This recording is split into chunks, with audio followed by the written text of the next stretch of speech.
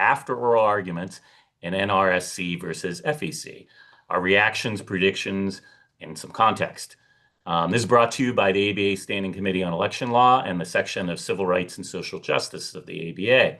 And the webinar is part of CRSJ's commitment to highlighting and sharing updates on key civil and human rights issues through accessible public programming, and the Standing Committee's commitment to a bipartisan, balanced, and consensus-built efforts to improve election law. So thank you to CRSJ for hosting us on this platform. And to learn more about CRSJ on-demand programming and resources, please visit the website. So we truly couldn't have a better group of people to talk about oral argument. There have been several programs out there already, and we hope to, pick up and continue the conversation. So here on the screens before you, we'll start with Paul Smith, who many of you know is chair-elect of the ABA section of Civil Rights and Social Justice. He is the former senior vice president of the Campaign Legal Center and a professor of practice at the Georgetown University Law Center. And he's well known for his views on election law. We have Caleb Burns, who's a partner at Wiley Ryan, a member of the ABA Standing Committee on Election Law, and was counsel of record for the amicus curiae and support of the petitioners. And then we have Dan Weiner, who's the director of election and government at the Brennan Center for Justice at the New York University School of Law, and he was counsel for amicus in support of respondents. So we have different viewpoints. We're going to start with some important housekeeping. Please submit any questions that you have to the Q&A. We'll try to get to them. We have a lot to cover, and we can certainly follow up. As a technical note, for Zoom, if you're not seeing icons, be sure to scroll to the bottom to see them. A legal note that this program is not for CLE credit, but it will be streamed live on CRSJ's YouTube channel, where you can watch immediately after the program and share it with the others. So a recording of this webinar, along with any resources, will be posted online and available to you. All right. Given all that housekeeping, I'm your moderator, Jason Connie. I'm a partner at Nielsen Merksimer, based in California, former chair of the ABA Standing Committee on Election Law. We're going to start to give a little context. We know we have people who are very experienced in campaign finance law, and maybe lawyers who are generally familiar but not as experienced. To establish some building blocks and the vocabulary of what we're going to talk about, just like to mention some of the important cases that built to this moment. And I welcome Paul and all the panelists to jump in if they'd like to add anything or think I missed anything. This all starts with Buckley v. Vallejo, a 1976 case, which came up in argument as a foundation of modern campaign finance law by the Chief Justice, because key to that decision was making a difference between expenditures for political purposes and campaign contributions for political purposes, and different scrutiny applied to laws applying to each. It's important to note that Buckley upheld the Federal Election Campaign Act, which was a complex scheme of many different parts that included expenditure restrictions that were struck down by the court at the time, and then was built on over time, including by the Bipartisan Campaign Act. You'll hear a lot of reference to Colorado. There's Colorado 1 and Colorado 2. There was a 1996 case, Colorado 1, which stood for the proposition that parties can make independent expenditures.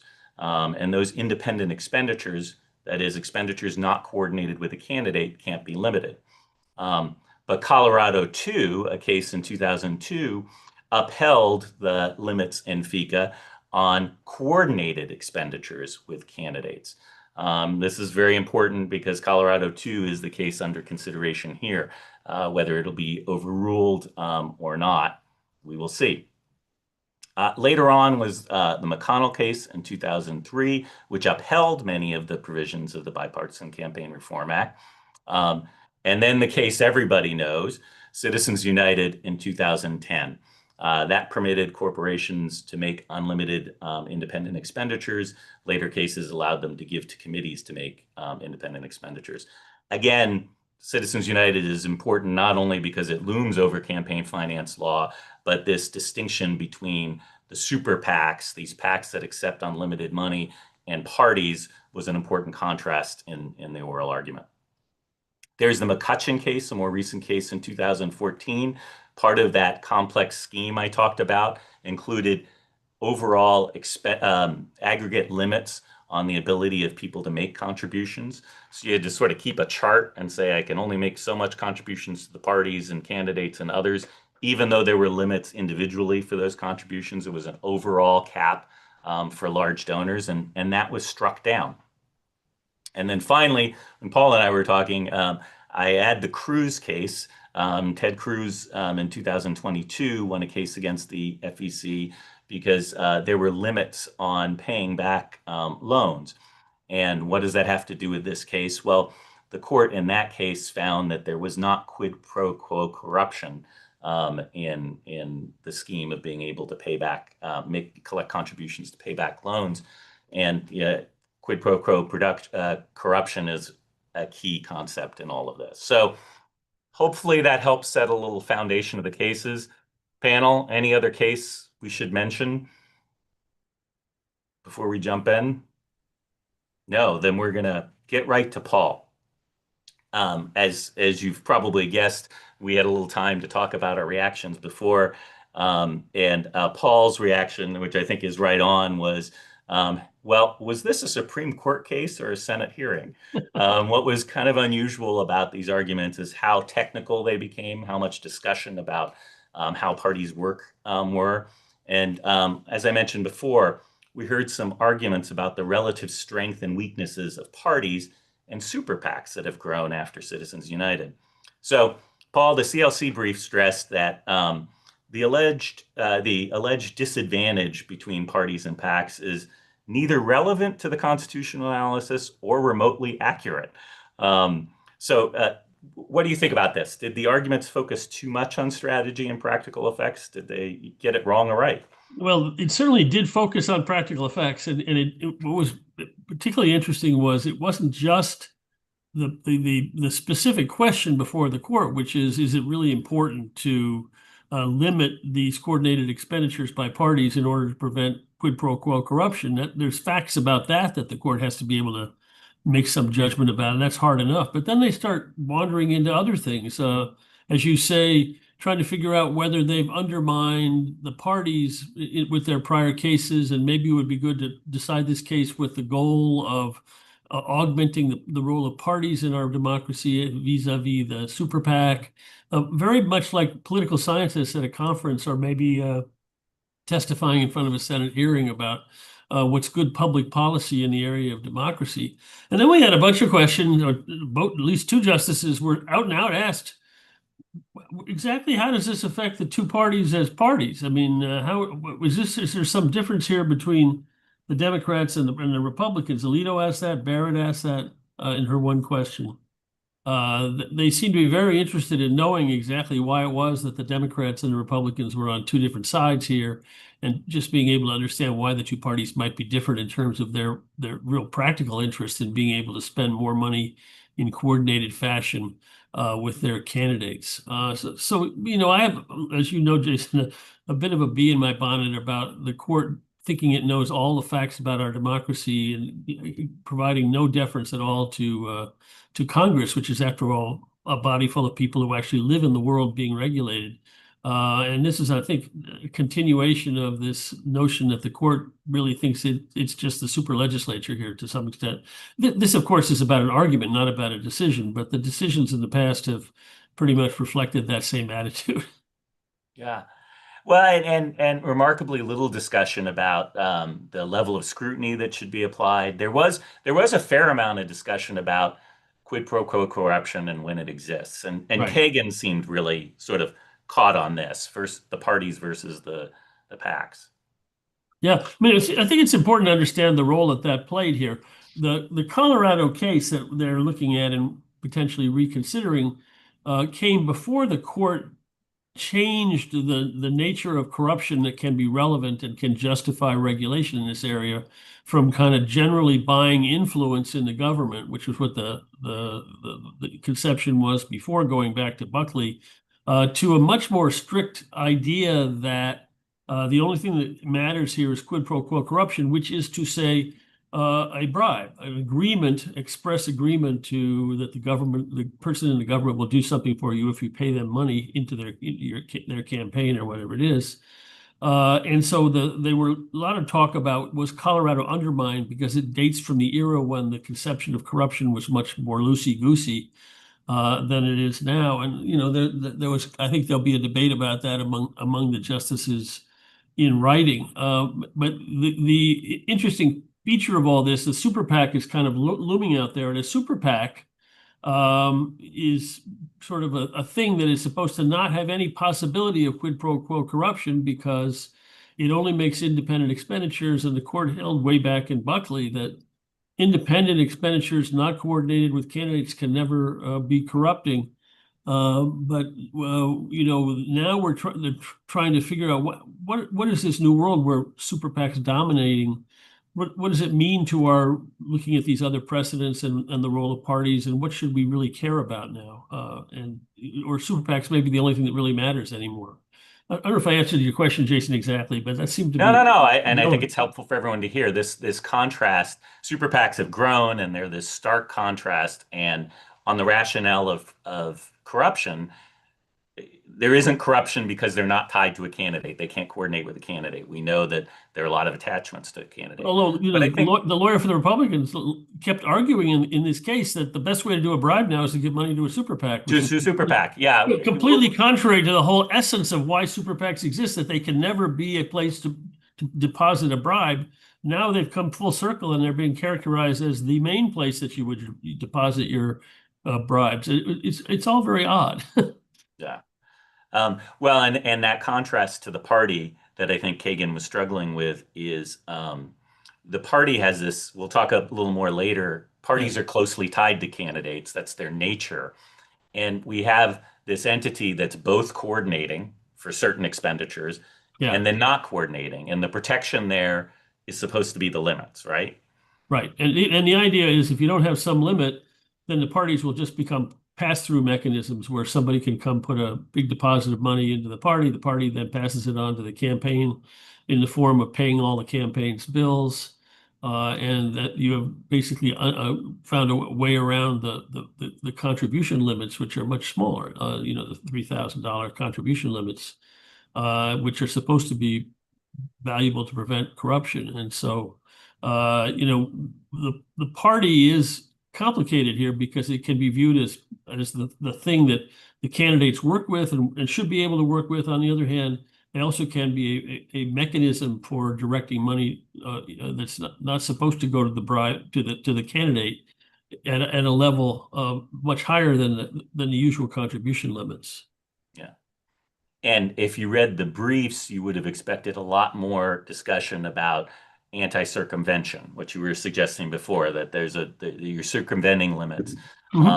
And there really wasn't. I think you're right on that. Noel Francisco went right to, well, whether the limits make a difference or not, the real protections are the prophylactics, are the disclosure, the anti-earmarking, and the anti-bribery laws. And could you explain to everyone what he meant by that, the anti-earmarking? Well, there are legal provisions out there that prevent you from giving money to the party and have it be earmarked to go to a particular candidate. But I think most people, other than Mr. Francisco arguing for the Republican committees and Vance, think that those are pretty weak as real protections against using the parties as corrupting devices. But it is one of the arguments that they were making, that we can take off all limits on how much money the parties can pass on to these campaigns, because as long as it's not earmarked, it won't be a bribe. And that plus disclosure, plus the bribery laws themselves ought to be enough prophylactic to prevent this all becoming a new bribery mechanism. Yeah. Which does get us to Justice Roberts, who didn't have a lot of dialogue, but had spoke early and maybe gave some signal. And as I said before, it was focused on the difference between contributions and expenditures and the potential impacts of that. And the quote is probably one of the quotes of the case that's been out there a lot. He said, "It seems to me that that's kind of a fiction. That is, well, that's kind of a fiction. Oh, you know that they're just coordinating expenditures. They're not making direct contributions. I don't know in substance what the difference is," he's saying, between contributions. Um, Paul, in your own Senate testimony, actual Senate testimony, you've criticized the Roberts Court for making factual misjudgments and fundamentally altering the landscape. Yeah. Given that, what do you think of where he is? Well, he didn't say very much, as you say, but he did seem to be signaling to Noel Francisco that there is a distinction out there between these coordinated expenditures and direct contributions, but maybe it's not much of a distinction. Maybe it's a fiction. I kind of read that as him telling him we're not ready to take down all contribution limits yet. That's not something we want to do yet. On the other hand, we understand that this is kind of right up against the edge of that, because coordinated expenditures are a form of contribution to the candidates directly, not to their super PAC, but directly to the campaigns. Yeah. But ultimately, I think where he is he's going to find a way to vote to invalidate these limits. And I think the clearest hint of his position was how much he resisted arguments being made by the court-appointed lawyer arguing to defend the limits, or the arguments he was making about how they could avoid the merits because the case is either moot or no one has standing or whatever, different ways of conceptualizing that there's not a live controversy here, which we may talk about later. Yeah, definitely. We'll talk about that later and how far the case could go. But if you were a betting man, you would say that he tipped his hat. Yeah, he wants to reach the merits, and if he wants to reach the merits, it's not because he wants to reaffirm Colorado too, I wouldn't say. Yeah, I think that's right. Well, let's take that as a point to transition to Dan. Dan, the view of the Brennan Center in its brief was pretty direct. It was, whether coordinated expenditure limits remain useful and effective should be left to Congress, to that actual Senate hearing. And you observed yesterday in the LA Times, what struck you most about the arguments was how much both sides were grappling with the reality that this isn't a case that can be viewed in isolation. Kind of why we started with all the other cases earlier, that this is all integrated. So wanted to get your thoughts on some of the justices' arguments, starting with Sotomayor and Jackson.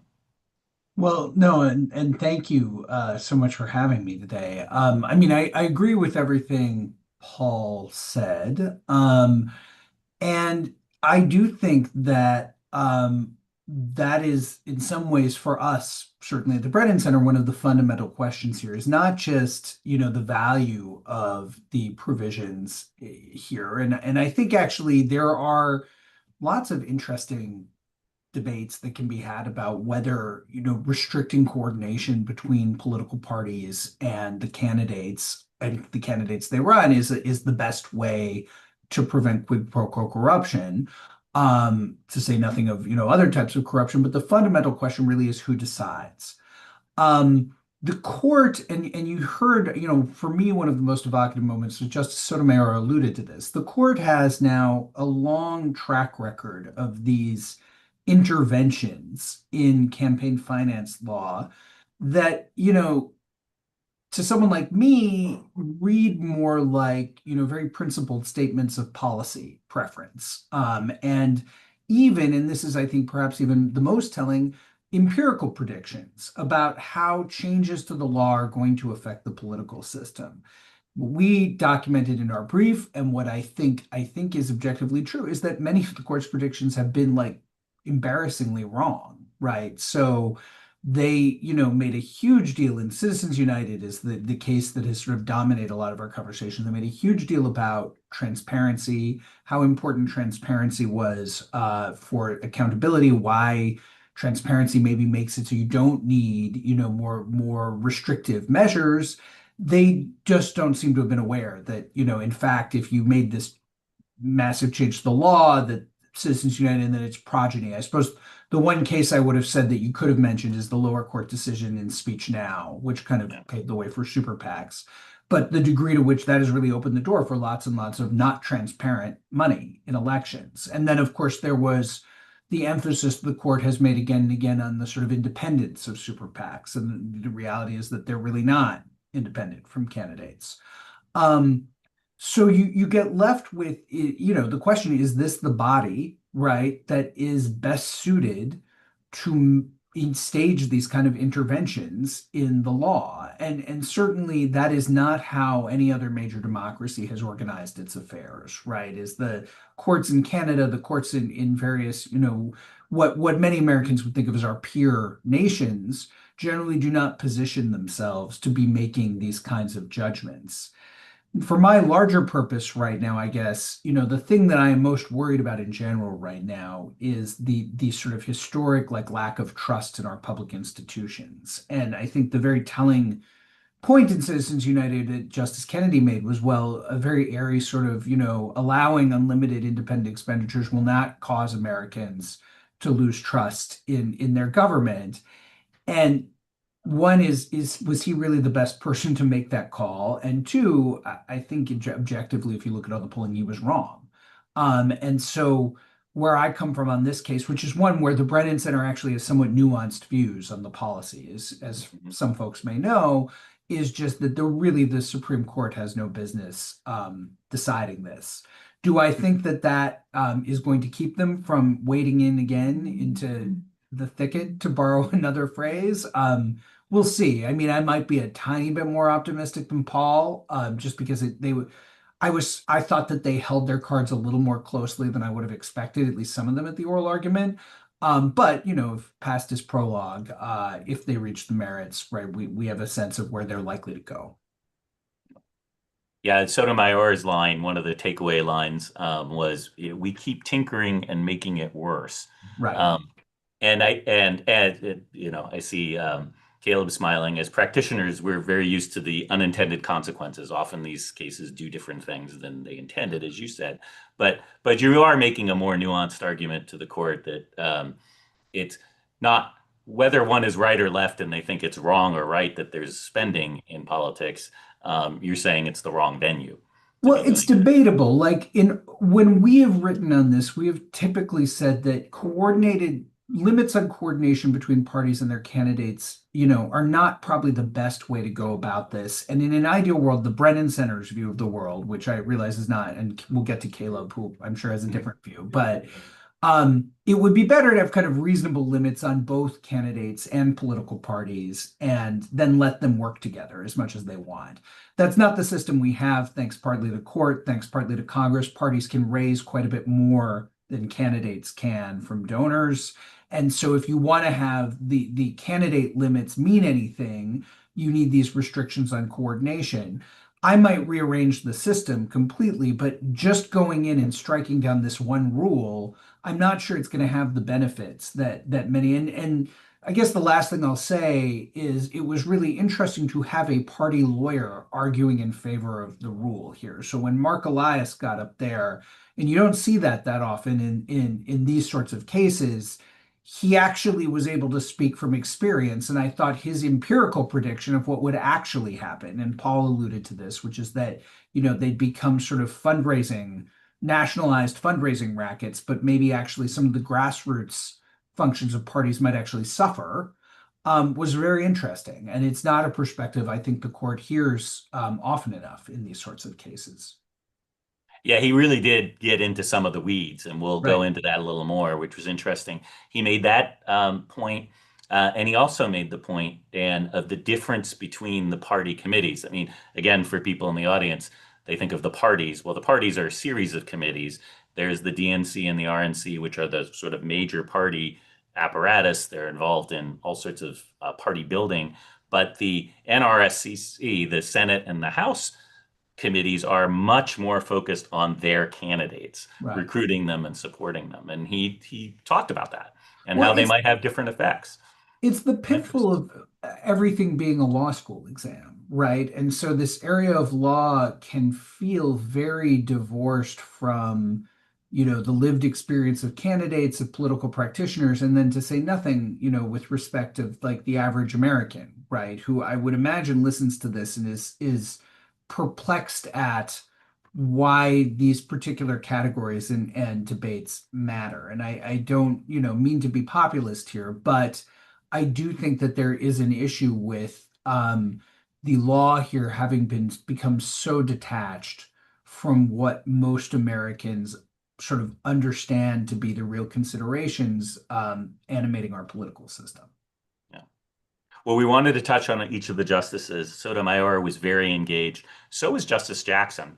And we thought one interesting point she made is she struck a "here we go again" tone. Obviously, she doesn't like the direction of the law, but she focused on this pattern. She was saying that, okay, McCutcheon, the prior case I talked about, depended on coordinated expenditures as a guardrail. That guardrail's there.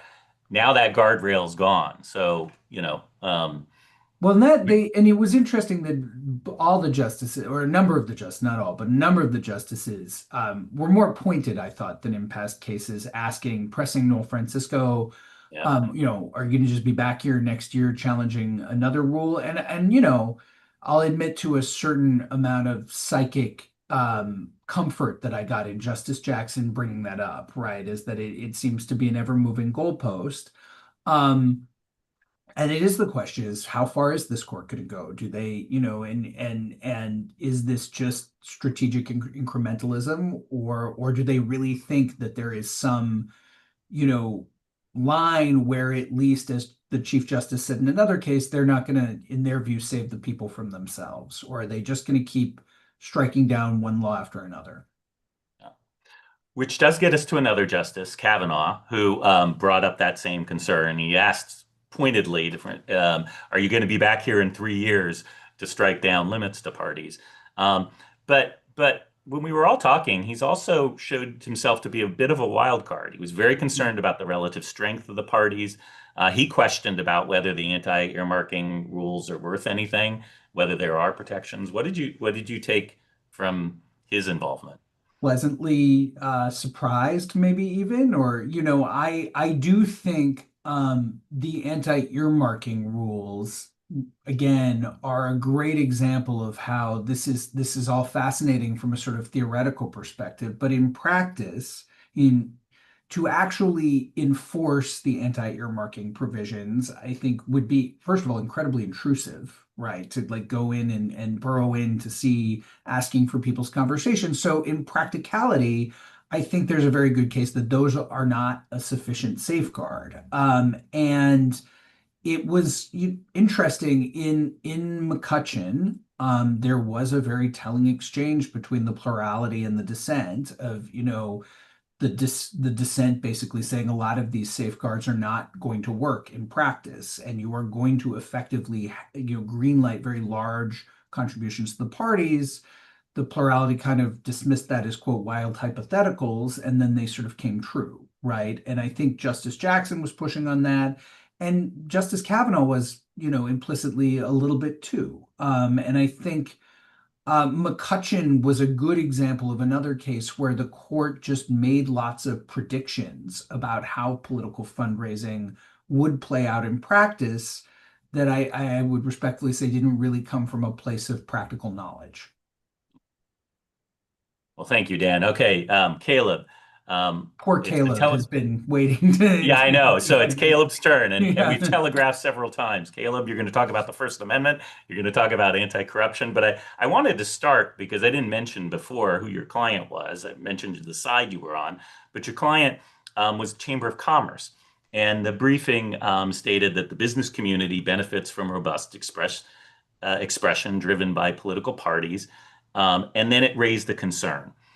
If this court tolerates a constitutionally repugnant restriction on political parties' right to speak freely and associate, it could give lower courts license to uphold similar wrongful limits on speakers. So tell us why the chamber cares so much.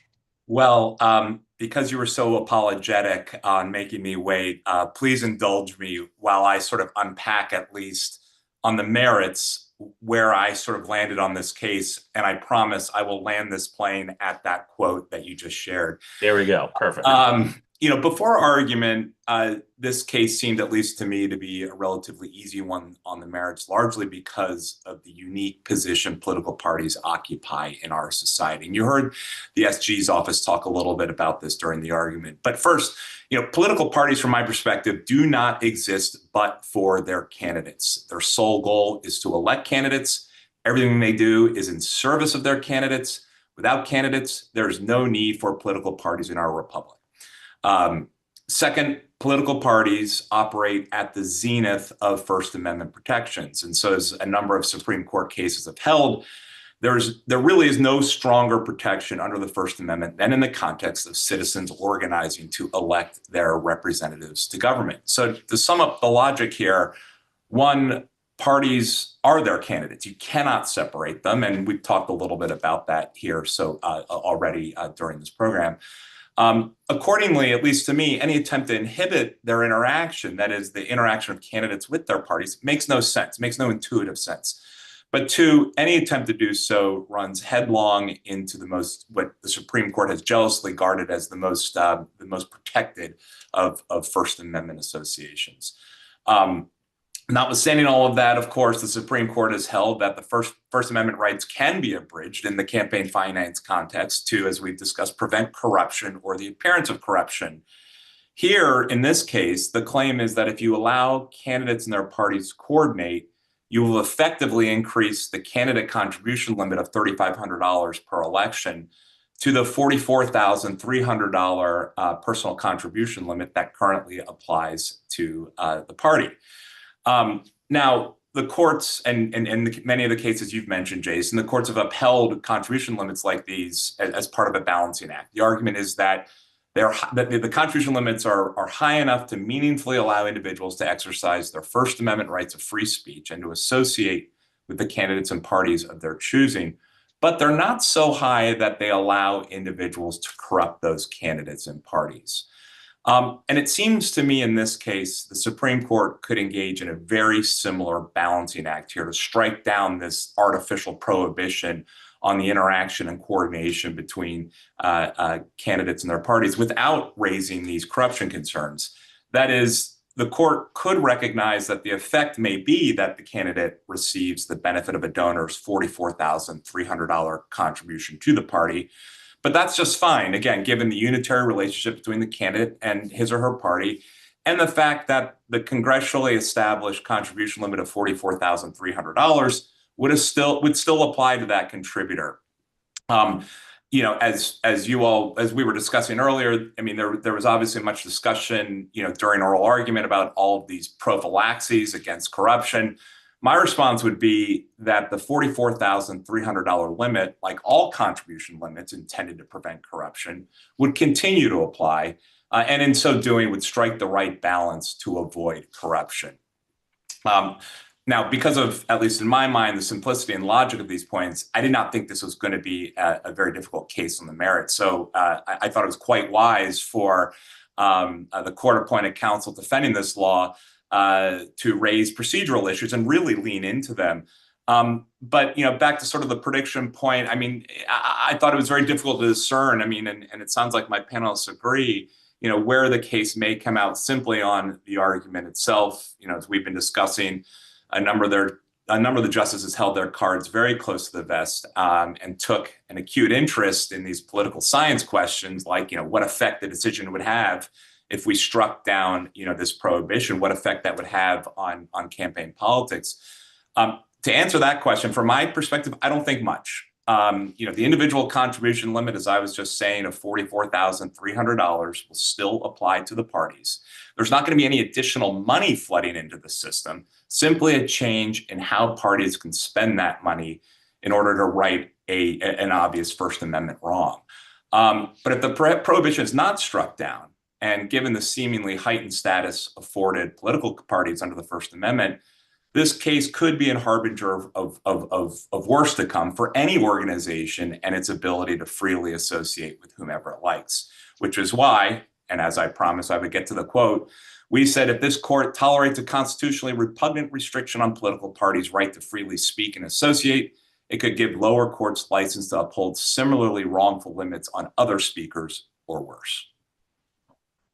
All right, let me unpack a few of the things you said, Caleb. You said that a lot of the justices held their views close to the vest. Well, a couple didn't, right? Justice Thomas and particularly Alito. Could you comment on his? He didn't speak much, but what he said was, and when referring to strict scrutiny, he said strict scrutiny is helpful because, in his view, at least, it felt like this was more of an attempt of Congress to control spending than actually address quid pro quo corruption. And I'm attaching to that what you said because you mentioned limits, and you mentioned the $44,300 limit. For people listening, where does that come from? Well, that's a number that's been inflation adjusted. And then the numbers for the caps on expenditures, coordinated expenditures, with candidates are all over the map. Those came up in arguments. So is that what Alito's saying, that these are just kind of artificial numbers detached from a rationale? Well, yeah, I'm not sure that was what he was getting at. I think his point, and this dovetails into sort of, why, and sort of, I won't call it hostility, that's overstating it, but his colleagues' sort of interest in sort of the political effect. My instinct was he was sort of saying like, well, I don't want anything. We don't need to worry ourselves with that. We shouldn't worry ourselves with that. That we are going to apply the appropriate level of constitutional scrutiny to assess whether or not this First Amendment harming provision does what we say it's allowed to do, which is prevent corruption or the appearance of corruption. And if it's doing something else, then we ought to strike it down. And so I think he's saying that we limit the analysis so we can avoid all of this noise. We can avoid justifying necessity. It means we don't have to think about these sort of political science questions. Yeah. So back to the number again, that limit. A back and forth on the court was this reality. You just mentioned, no matter how the case comes, there won't be more money coming in. Joint fundraising committees were brought up because truly the limit to the party used to operate a little differently, or at least the way people gave at one time. Could you explain the joint fundraising committees and whether they would be affected one way or not? It was interesting that the debates kept coming back because Noel Francisco would keep focusing on that number, but then people would say, wait a second, it's $1 million because of joint fundraising. Yeah, and to me, that's the ultimate red herring. And I'm going to use this as the beginning of my crusade to clear the record on joint fundraising, which is to say, and you're right, Jason, it became, this notion, well, now people can give $500,000 to the candidates of their choosing through this, joint fundraising mechanism. Let's be clear. All that a joint fundraising committee is an accounting mechanism. The money goes to all of the participants in the joint fundraising committee. It doesn't all, the $500,000 or whatever number you want to use, doesn't just go to the candidate's campaign. And so there's been over the years this sort of boogeyman creation, joint fundraising committees, when frankly, it's just a means of accounting ease so that a contributor doesn't have to write 20 checks to 20 different, state party committees, national party committees, campaign committees, but can write one check, and then the bean counters will then divvy it all up among the appropriate recipients. So I think that's a good example of, and I can't remember if it was Paul or Dan, saying that, well, they started to get into the weeds of campaign finance law, and Mark Elias, was really, was equipped to address that, but didn't address that one, and probably because it wouldn't have been to his advantage. Yeah, Caleb, yeah. I may regret this, but of course the party committees can then make unlimited transfers between each other, right? So that your description kind of makes sense for candidates, but the parties have a little bit more flexibility in how that money gets divvied up.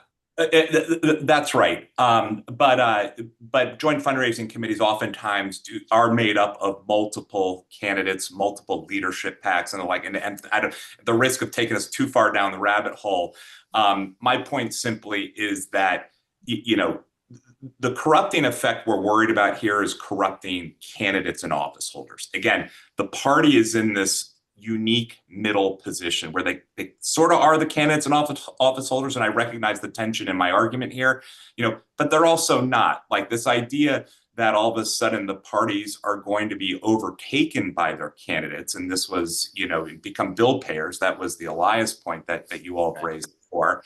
I don't know that whether or not I have my doubts, right? I mean, at the end of the day, it is a coordinated expenditure, coordinated between the party and the candidate. The party's not necessarily going to have the same interest in supporting one candidate as opposed to another. So if one candidate says, hey, will you pay my, pizza party bills for my staff, the party might say, well, no, I'm not. We're not really as interested in your race because it's not as competitive or what have you. So I just don't think that again, I think that's a reflection of the unique position that the party committees are in. Just so everybody understands, what Kagan and others were saying was that the 44,000 is not a realistic assessment of how much money might end up going toward a single candidate's coordinated support.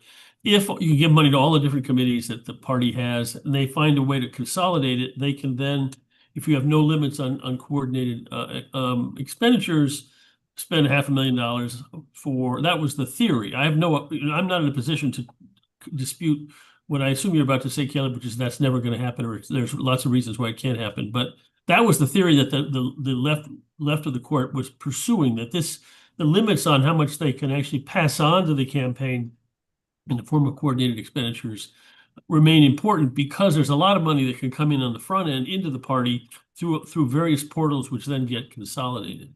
Yeah, I guess my response isn't so much, whether or not that is or isn't going to happen is, well, is that corrupting? At the end of the day, the party is going to make its judgments of what's in the best interest of the party.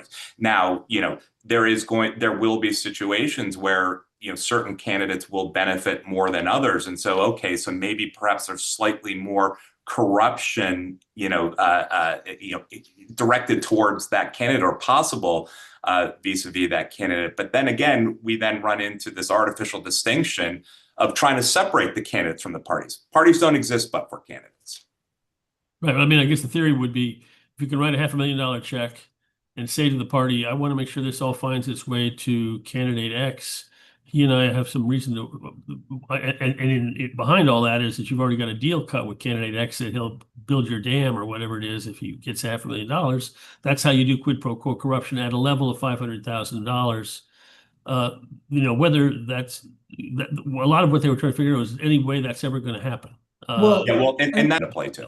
And I just want to, one of the things that we haven't talked about yet is that this is what happened, versions of this. What Justice Kagan, I think, was pointing out is that in this law was written in the 1970s. It was written in reaction to the sort of various revelations around Watergate and the dairy industry and funneling donations to candidates. One thing that Justice Breyer used to emphasize that I think this really illustrates is the courts decided all these cases without a record. Right. So, it's very nice to Mark Elias speculating about how things might or may not work, during oral argument. But case after case is just being decided based on abstract legal arguments and then whatever facts like amici or are either in the historical record or the amici can sort of shoehorn in. Maybe it would be nice to actually create a record in a case like this, and actually have some agreed upon facts in which to make some of these determinations. I think that we talked about that. It is one of the challenges. When FECA was created, you had a very clear record. You had Watergate, you had the dairy. McConnell had an enormous record, was decided on this of a huge record that fills boxes and boxes. But it's true lately, even the procedure under which this case came up, they didn't have any trial or anything. So, well, it does bring us to anti-corruption, Caleb, and a final word on that from you, if you would. You've been critical of the Department of Justice and criminalizing contributions and some of the actions it's taken. And so, what's the interplay here? Does opening up more spending and these rules put more premium on the Department of Justice to be looking for earmarking and for corrupt activity? Yeah, I mean, Jason, I come at it from a different perspective, which is that, regulating in this space, prosecuting in this space, it's all fraught with peril when you do that in light of the First Amendment. And so, from my perspective, if you're going to do either, if you're going to regulate, if you're going to prosecute, it better be for the highest and most important and justifiable reasons possible. That's why, Justice Alito is insisting on the highest standards of scrutiny here in a case like this. And that's why, as you've alluded to, I've been beating the drum that, public corruption cases, that the quid pro quo, so to speak, that is always, the necessary, predicate for a public corruption charge, that the nexus between the quid and the quo be extraordinarily tight. Otherwise, we're risking significant damage to the First Amendment and our representative democracy. Well, there's a standard at issue, and then one of the underlying things we've been talking about, the role of Congress versus an enforcement agency. You have civil laws in place to help avoid behavior that becomes criminal behavior. Paul, we were talking before, it was the allusion to the umbrella argument. Right. Came up, right? I mean, one of the problems with these things is you're judging the value of a law that has been in effect, and you have to make a sort of counterfactual assessment of what would have happened if it hadn't been in effect. In the Voting Rights Act case, Shelby County, Justice Ginsburg protested that this is like taking your umbrella down when you're in a rainstorm because you're not getting wet. So these can be tough calls to make. And even if you have a trial, sometimes what's the testimony going to be about when you're trying to do a counterfactual? Yeah. All right. Well, thank you, Caleb. You're no longer on the spot. We wanted to get everyone's thoughts individually, but now we have a few questions to bounce around some more. Roman Martinez was brought up before. He was the court-appointed person to argue, and he made a valiant attempt, Caleb, as you said, to focus on the procedural arguments. Everyone, why don't you give some thoughts on how successful or unsuccessful that was? Well, they're not implausible. Whether this was moot or not. It's not implausible arguments. I mean, basically, he's saying, first of all, the case should be viewed as moot because there's little or no prospect that anybody who violated this limit on the passing of money through the parties to the campaigns would be prosecuted now, given that the government has taken the position that this law is unconstitutional. So what is the real prospect here? What's the real case or controversy here? The government said, well, we're still enforcing even if we don't think that this law is constitutional. Whether they're really enforcing is a different question.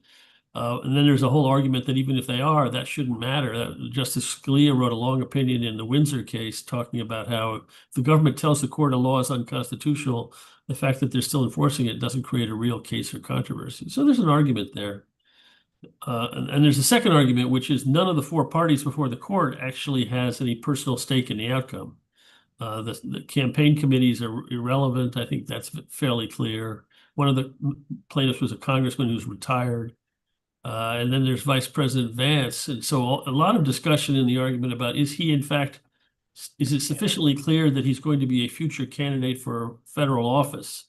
Or is it enough that is it a problem that he has said over and over again, my plans are unclear?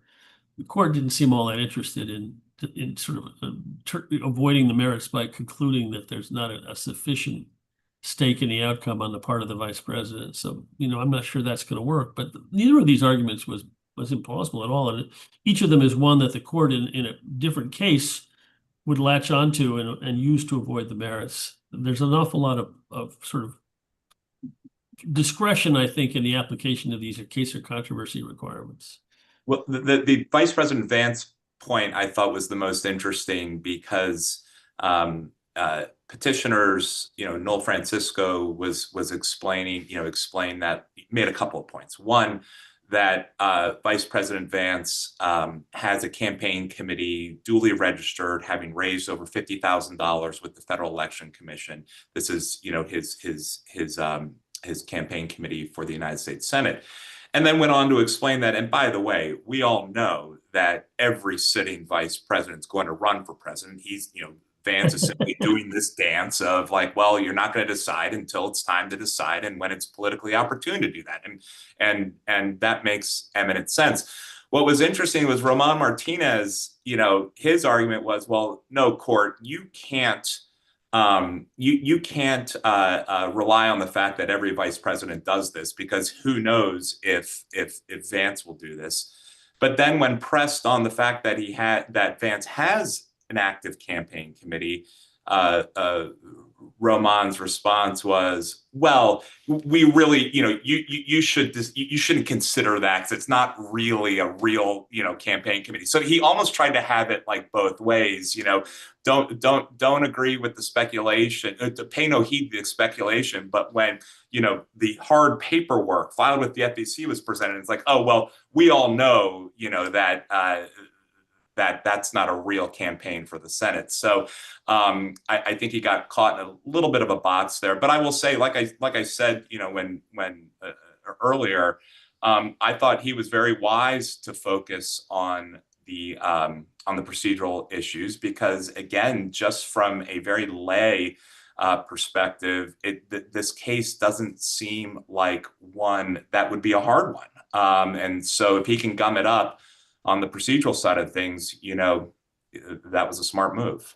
You know, I just want to, I agree with all of that. I do want to flag one other thing. I mean, the sort of mootness argument that he was making was assuming a lot about the status of the FEC as an independent agency. And I think it's important, you know, it has become, I guess, received wisdom, and after the Monday's oral argument, I guess it's for some good reason that Humphrey's executor is on its way out. But that has not happened yet. And also, the FEC is not necessarily situated like other independent agencies. And this, you know, there's been litigation over this related to the EAC.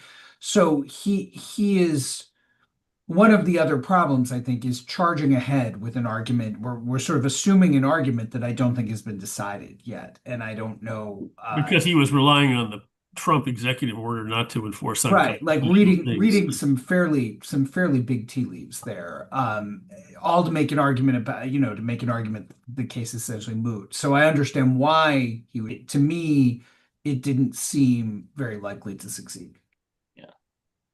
Yeah, talk about reading tea leaves. I thought one of the interesting technical points that came up with the FEC was when Noel Francisco was asked early on about you know, third-party actions. If the FEC isn't going to act, what's the ability for third parties to either seek an opinion, or, you know, for people to seek an opinion, or third parties to go after them? And wasn't it Roberts who asked, well, do you get you know, do you get protection from that if you've asked for an opinion? And it took Elias to answer that question eventually, right? Well, yeah, Roman is not a campaign finance geek like some. Yeah, that's right. But one of these people who gallantly took this thing on probably didn't get paid a cent by anybody. They did, I thought, a fine job arguing, as Caleb says, a tough case with this court. Spare a thought for the poor commissioners, the two commissioners left at the FEC, who might point out that, well, at the moment we don't have a quorum, so we can't give people guidance, even if they want it. That's right. And the regulated community does worry about, okay, what happens when third parties file complaints. So there's a very legitimate issue there. So I appreciate that comment about Roman Martinez, Paul, because I think we were saying he did a valiant job. He had some of the best lines. One of them was, this wolf comes as a wolf. He was arguing just straight out, is this really about setting up for striking down campaign contribution limits? I mean, yeah, his sort of theme was that this is going to be just the next step in their constant bait and switch, and eventually they're going to go after everything. And there is some tension between the Noel Francisco position and the position that contributions are very different from expenditures, because basically what this does is it opens up unlimited contributions from the parties to the candidates. And once you sort of say that we're going to have unlimited contributions from the parties, well, why shouldn't you have unlimited contributions from everybody else? That's the logic of the next step, at least. That was what he was suggesting. And so he was able to get the justices to ask the other lawyers a number of times, so what's your next case going to be? Have you got it all lined up? And Noel was trying to disclaim any plan to take it down the logical train. It was interesting. Well, and that's where I go back to Alito's point, which the more I've thought about, the more sympathetic I am, in the sense that you decide the case before you, on the record before you. Now I know Dan would prefer a better record, et cetera, but you got to start somewhere. And so I thought I was, the more I thought about it, the more I realized, well, that probably is the right way to dispense with all the noise, and focus on the signal. Justice Alito has had some agency in the circumstances he was handed, but I take the point. Yes.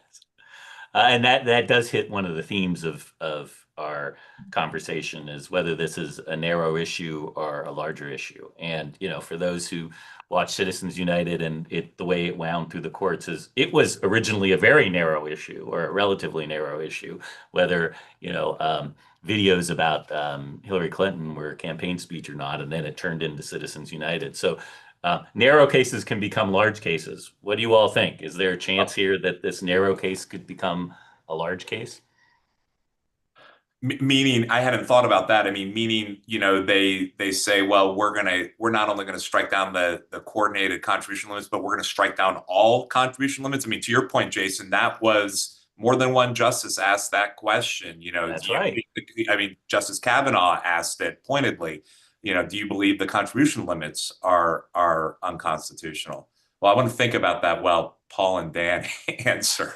It would seem to me that it would seem to me that if they go ahead and strike this down it'll probably be just struck down on a fairly narrow ground, that the party is in a different position than everybody else, and when they make unlimited contributions, that shouldn't be treated in the same way as outsider contributions. It might very well be a bigger deal, this case, if they actually upheld it now and said, we want to strictly maintain the distinction between contributions and expenditures that was established in Buckley, and we're going to live on that even now in the new world we live in, and therefore continue to limit what parties can effectively contribute through their coordinated expenditures, which I'm not predicting is going to happen, but that would be an interesting outcome given the court and given the times we're in.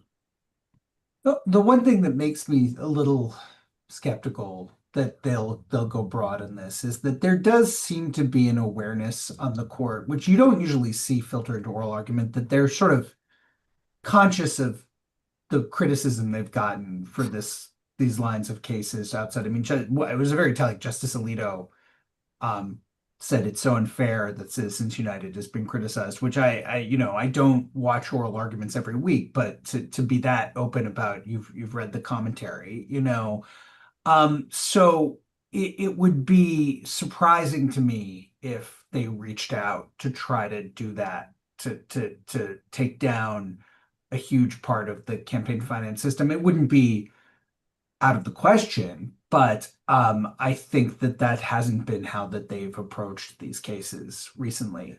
I come back to, I think that they are poorly placed, and I completely respect Caleb's expertise and thoughts on this, but I think these justices are poorly placed to assess what exactly will be the effect of their decision if they do strike these provisions down. I would be a little surprised to see them go much farther than that.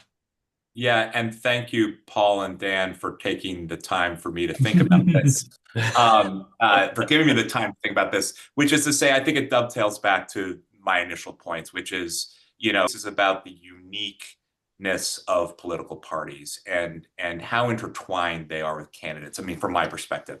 And therefore, I think that given that unique nature, you can strike this provision down in a very limited way, and not likely do a bunch of violence to other provisions in the FECA, you know, the types of things that that the justices were questioning the advocates about. Now, that's not to say another case doesn't come up, but you know, there was some discussion about like, well, if was it Justice Kagan maybe who was asking, well, if we strike this down for party committees, what about for super PACs? You know, should we allow coordination with super PACs? And well, I think the response is, well, super PACs are just fundamentally different than political parties, given again this intertwined nature of the candidates and the political parties on the one hand, and the fact, as Paul rightly pointed out, super PACs cannot coordinate with candidates at all. So I think there is a real narrow lane for the court to strike this down without having you know the ripple effect that they may be worried about, and without sort of being too tempted to go large, you know, like they did in Citizens United.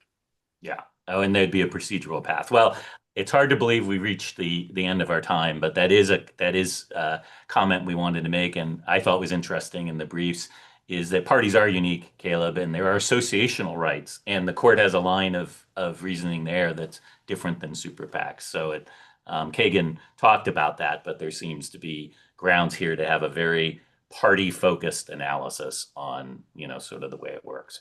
All right, well, truly we're at the end of our time. We've given some hints of predictions here that this is probably not going to be a case based on mootness or procedure. And we'll see how narrow or not it is. I just want to thank everyone for spending the time, not only to watch oral arguments, to talk as a group, to talk to the media as you all are, and then spend some time just bouncing this around with our ABA audience. Thanks. Thanks for having us. Thank you all. Thank you for everybody for being here. And as mentioned before, this is live streamed and will be on YouTube, so please share it.